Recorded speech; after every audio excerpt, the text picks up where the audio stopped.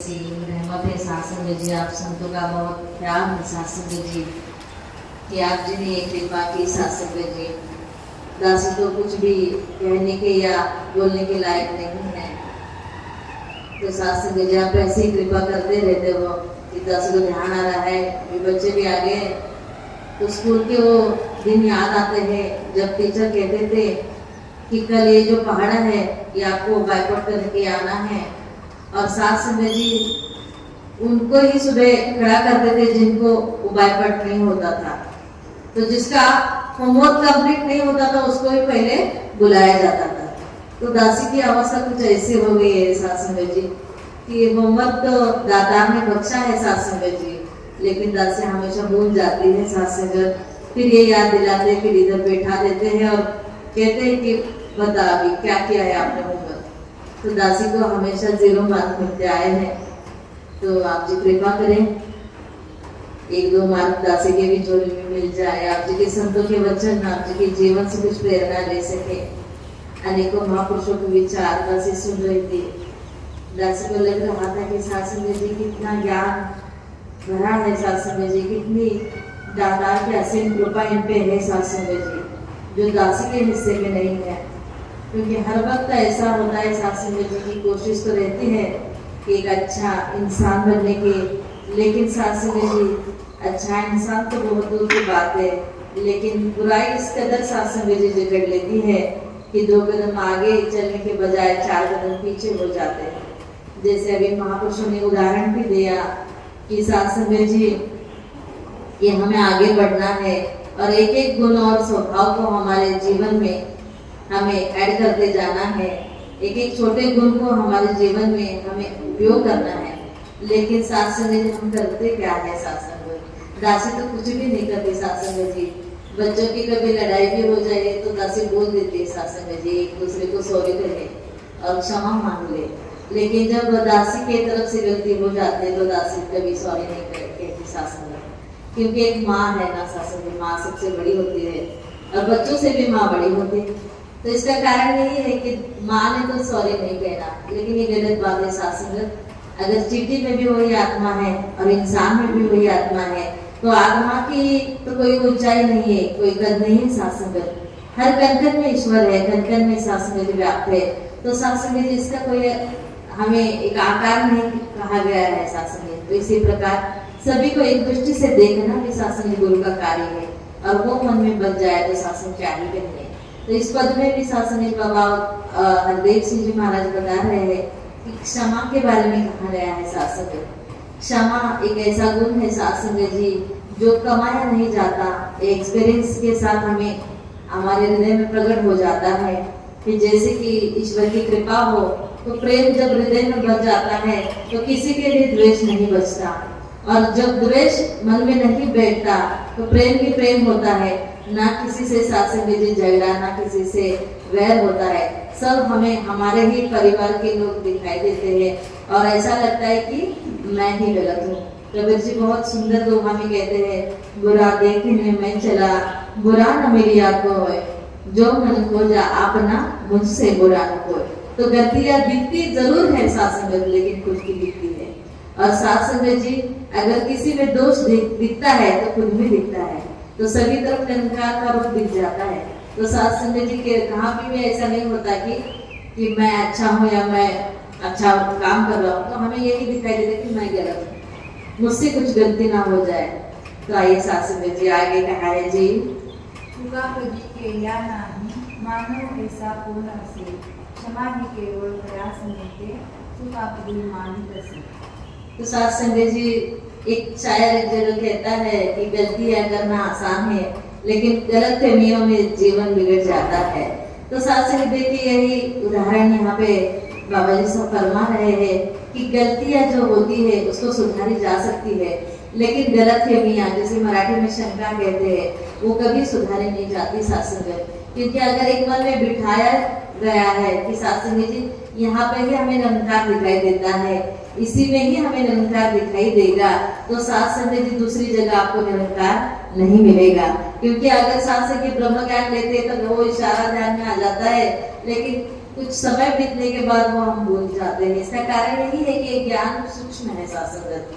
तो यही बात समझाने की कोशिश की है कि गलतियां तो इंसान से होती है और गलतियां होनी भी चाहिए, लेकिन उससे सीख के आगे बढ़ना चाहिए, ना कि शंका यानी कि गलत फहमियों में रहना चाहिए। जी क्षमादान हे मिळता तुझला स्वीकार तू मार्गाचा परी, जर का तुझला क्षमा मिळाली चूक तीच ना पुन्हा करी। सासंग जी, अगर दातार ने क्षमा की है और ये नया जीवन बख्शा है, तो क्यों ना हम सासंग जी सबको भी वही दृष्टि से देखा जाए। जैसे भक्त अंगुलीमाल को भी सासंग जी क्षमा की गई थी और उसके सासंग कितने भी अपराध है उसे बख्श के सासंग एक नया लाइफ दिया था। उसी प्रकार आने को सासंग जी संत हुए हैं जिनकी गलतियां थी। जैसे महाराष्ट्र में हमारे संत पुंडलिक जी है, जब जिनका पहला स्वभाव अलग था उनका बाद का अलग। संत तुलसीदास जी है जिनका पहले का स्वभाव अलग था और ज्ञान लेने के बाद का अलग। इसी प्रकार अगर क्षमा हमें चाहिए तो शास्त्र जी समर्पण करने की जरूरत है, और जो समर्पण करते हैं तो शास्त्र जी उनको क्षमा अवश्य मिलती है। लेकिन आगे भी वही श्रृंखला को आगे बढ़ाना है, क्योंकि हमें भी अगर क्षमा मिली है तो हमें भी हर एक को क्षमा करना है। शास्त्र जी देना अनेक घेऊन मानव काय टिकाऊ वस्तु माझी म्हणून जाता दातापासून दूर गेला। सासंगी जी, जैसे कि अभी छुट्टियां पड़ती है तो 1 महीने की या फिर 15 दिन की छुट्टियां होती है और बाद में स्कूल भी स्टार्ट होता है। उसी प्रकार दाता ने हमें इस पृथ्वी तल पर भेजा है कि हम ये जीवन जी सके और हर एक को कर्म कर सके, जैसे पुरुषार्थ कहा है। तो शास्त्र जी हमें एक कर्म करना भी है और निरंतर की प्राप्ति भी करनी है, क्योंकि ये मनुष्य योनि बहुत ही दुर्लभ है। शास्त्र जी तो हमें ये कार्य करने के लिए भेजा है, और हमारी जैसी छुट्टी खत्म हो जाएगी, जैसे अभी प्रशांत जी बता रहे थे कि जीवन और मृत्यु के बीच में जो होता है उसे जीवन कहते हैं। तो इस जीवन में हमें इसकी प्राप्ति करनी है, और हमारा निज घर जो है शास्त्र जी, जो हमारा ओरिजिनल घर है, उसमें हमारी वापसी होनी है। तो आइए शास्त्र जी यही करें कि जो प्राप्त हुआ है शास्त्र जी, अनमोल ऐसी दात मिली है, उसको अनमोल तरीके से संभाल के रखिए। जी रचनाकाराची ही रचना खास आणि अनमोल असे, रचनाकारासमोर त्याचा रचनेचे प्रेमोल नसे। तो शास्त्र जी ये रचना और रचनाकार के बारे में बताया गया है। अगर ईश्वर ने बनाया है तो पशु भी उन्होंने ही बनाया है, अग्नि आप तेज वायु आकाश भी इन्होंने बनाया है। हर एक चीज की अलग खूबसूरती है शास्त्र जी, लेकिन इंसान के दिमाग में जो विवेक बुद्धि दी है शास्त्र जी, इसका उपयोग करके इन सब में से जो अलग है, जो रचनाकार है, उसको पहचानने की दिव्य दृष्टि भी बख्शी है। और इस दिव्य दृष्टि को देने के लिए साक्षात परमात्मा को धरती पे मानवीय रूप में अवतरित होना पड़ता है।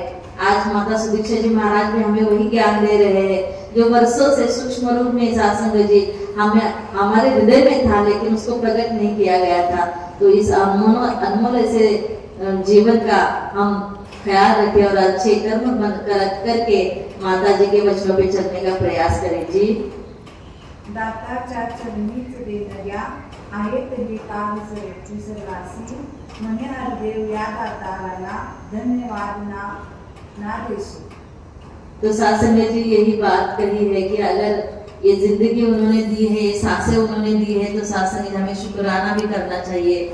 देखिए शासन जी हर बार अभी एक नया वर्ड आया है कि सोलमेट करके। शासन जी सोलमेट यानी कि हमारे जो हृदय को जानते हैं, उनसे हमारी गहरी दोस्ती हो जाती है, तो फिर उनको ही हम अपना सब कुछ मानते हैं, उनसे सब पूछते हैं और उनका हर एक बात हम जानते हैं। जैसे कि पति पत्नी है या फिर क्लोज फ्रेंड है शासन जी। तो शासन जी देखिए, अगर पति पत्नी का उदाहरण दिया गया है तो शासन जी एक समय आता है शाम का, रात का समय, उस टाइम पे वो दोनों भी सो जाते हैं और सास जी उनका कॉन्शियस माइंड में चले जाते हैं। उस टाइम पे उनको यानी एक पत्नी है और उनके पति सो गए हैं, तो उस पत्नी का तो जागृति है शासन जी, लेकिन पति सो चुके हैं, तो उस समय उनके साथ में कौन रहता है शासन जी? अगर हम सभी सो गए हैं रात में तो सांस कौन लेता है शासन जी? तो सांस लेने वाला, अंदर और बाहर छोड़ने वाला जो चेतना है शासन जी, उसी का नाम ब्रह्म है, परम पिता है। तो उसको भूल के कुछ भी नहीं हासिल होता।